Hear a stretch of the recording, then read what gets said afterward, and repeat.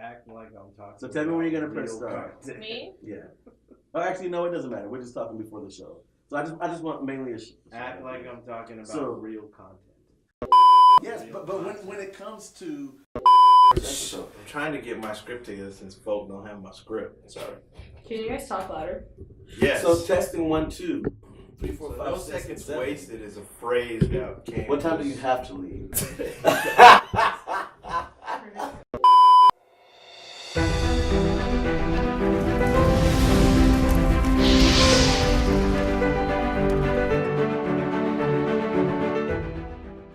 Good morning, everybody. Welcome to our first edition of our show called No Seconds Wasted. No seconds wasted. No Seconds Wasted is a phrase that was conjured or derived by my partner here, Joshua Collins. I'm gonna actually turn it over to him to let him explain exactly what this phrase means.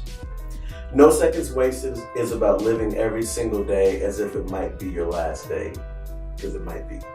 So really, it's something that came in my heart many years ago, and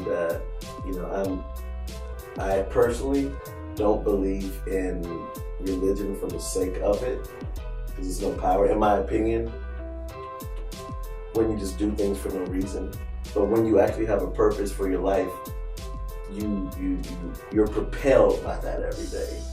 And at one point in my life, I was at a really dark point. I was depressed. I was going through relationship issues, and I think oftentimes we put our own self-worth in the hands of other people.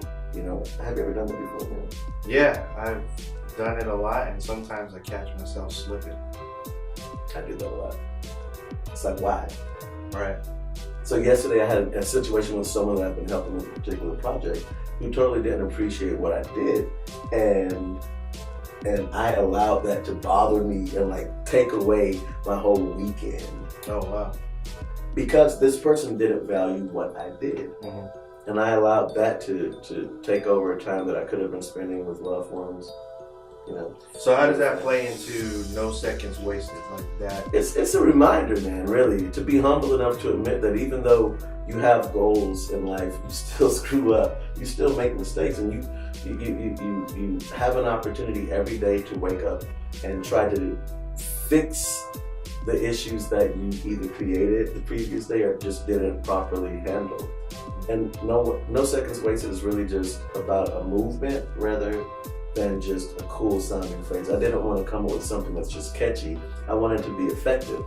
At the end of the day, everyone really wants results in business and your relationships, be it platonic, romantic, whatever it is. You want results, I think.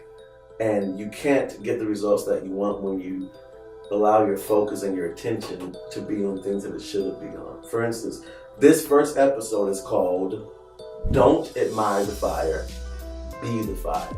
Let's say it together. Don't admire the fire, but be the fire. And it came to me because there were many times in my own life when, like I said, I had a relationship issue that I was going through, and I was depressed, I was suicidal, I didn't want to live. I was a part of different not-for-profit organizations that I expected to give me the support that I needed during those times, and they didn't do that. And I blamed them. I blamed my significant other. I blamed that organization for why I didn't reach my ultimate goals. And really, it was my choice. Happiness is a choice. Sadness is a choice. Depression is a choice. Being suicidal is a choice, because we really do control our own destinies. I'm a believer. You said a lot there. I'm a believer, but I really do believe that God has done everything He's already going to do. Right. And when we live our lives focused on trying to better who we are and helping the people around us to really focus and have that proper shift, I think we go to the next level of life. So let's kind of break it down. Don't admire the fire. Help us as an audience understand what that really means. But during that time, I saw someone, actually a few people who had really good relationships. They had what looked like the life that I wanted to live.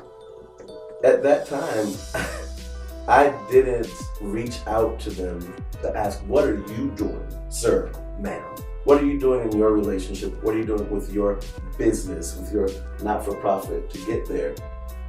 I didn't ask them what I need to do to change to be there. But what I did do very well was look at that kind of like a moth.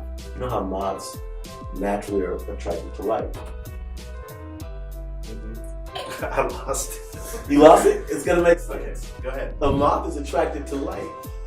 And that light is so beautiful. The moth just goes towards the light no matter what the end result is going to be, because at that point, from their perspective, they don't know that once they touch the light, they're going to die. Mm-hmm. They look at the light, they admire the light from afar, and it ultimately ends up damaging them because they're just interested in looking at something versus, understanding what it was. And I would look to other people who weren't depressed. And people who were excited, like Eric Thomas, my #1 mentor, unofficially. Oh, yeah. Who's that? Who's Eric Thomas? Who is Eric Thomas? Yeah. That's a great question. Eric Thomas, in my opinion, is the #1 motivational speaker in the entire world. He's an awesome man who genuinely lives his life for his family and for those around him. And I digress a lot. And I do that a lot on the show, so I need guests like Mr. Ninan here who's going to keep me in check. So the point is, the moth is going towards the light. The moth is not paying attention to anything except for the attraction. And I think that we do that too. We admire the fire. The fire simply represents whatever it is that you're looking for in life. You have a business, you're trying to go towards a goal. You're a plumber, you see a plumber, oh, this plumber's great, they're the best in town, or the most successful. Oftentimes, success has nothing to do with skill, it has to do with people know who you are. That's another episode. But we'll see people who are good at something, or their relationships are on point with their children, with their significant others, and whatever it is that their goal is, they're achieving that. And I think too often people look at other people, they see the fire, they love the fire. The fire is so beautiful. Oh, I'd love to have my life like that. So is it fair to say that the fire represents success? Success, however you define that. So we look at somebody that's successful and say, man, they got the fire. Yes. That's something that I want to become or be or strive to become. So that's what admiring the fire is. We look beyond ourselves and say, hey, that person has what I'm looking for. But you're saying, don't just admire it. You're saying to be the fire? Be that. Like if you see someone doing something that you want to do, follow that man, follow that woman humbly in your heart and ask him or her to help you reach your own goals. And you're going to make mistakes, but it's all about having a place of humility in your heart where you're willing to ask someone for help. And also you're willing to go from just looking at what right is, right relationships, right money, right faith, right relationship with God, which really is the only real reason why we succeed. Mm-hmm. So that's good. I like it. So I have a question. So I'm a practical guy, right? And so I love the phrase. What are some practical ways that we can apply that phrase to be the fire? Because, for example, let's say I'm an aspiring artist, a singer, and I see people like Michael Jackson or Prince or Beyonce or several of these successful people out there.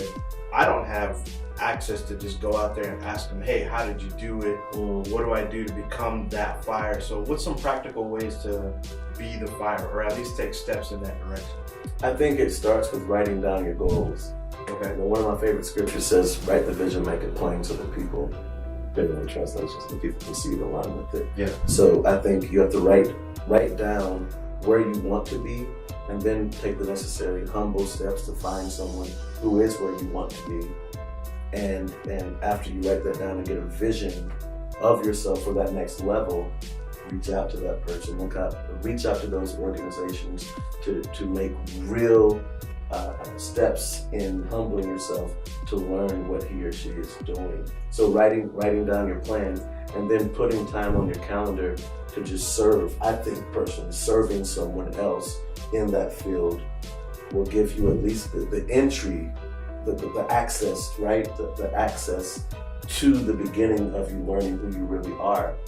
So write it down, reach out to them, and make it a regular habit of serving or volunteering for that person. So you're saying to just kind of be around them, that'll kind of help?